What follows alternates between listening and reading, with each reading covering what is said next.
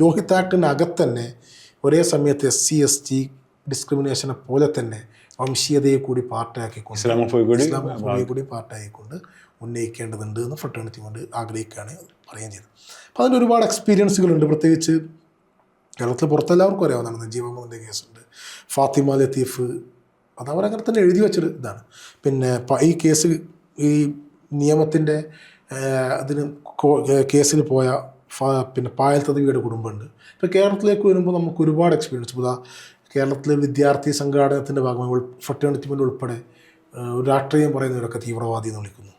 ഈ കോഴിക്കോട് തന്നെ പ്രൊവിഡൻസ് കോളേജിൽ ഉൾപ്പെടെ പ്രൊവിഡൻസ് സ്കൂളിൽ ഉൾപ്പെടെ സ്കാർഫ് ധരിക്കാനുള്ള അവസരങ്ങളില്ലാതിരിക്കും. അപ്പോൾ പല സ്വഭാവത്തിലുള്ള ചെറിയ ചെറിയ എക്സ്പീരിയൻസ് തൊട്ട് വലിയ എക്സ്പീരിയൻസിലേക്ക് വരെ വരുമ്പോൾ ഒരുപാട് ഇസ്ലാമോഫോബിയയുടെ എലമെൻറ്റുകളുള്ള ഇസ്ലാമോഫോബിയയുടെ ഭാഗമായിട്ട് ഡിസ്ക്രിമിനേഷൻ്റെ പാർട്ടാവുന്നു ഇന്ത്യയിലെയും കേരളത്തെയും ക്യാമ്പസുകളിൽ വിദ്യാർത്ഥികൾ. ഇതിനെ മറികടക്കുന്ന ഒരു നിയമനിർമ്മാണമായിട്ട് രോഹിത് ആക്ട് രൂപപ്പെടുത്തിയെടുക്കുക എന്നുള്ളതാണ്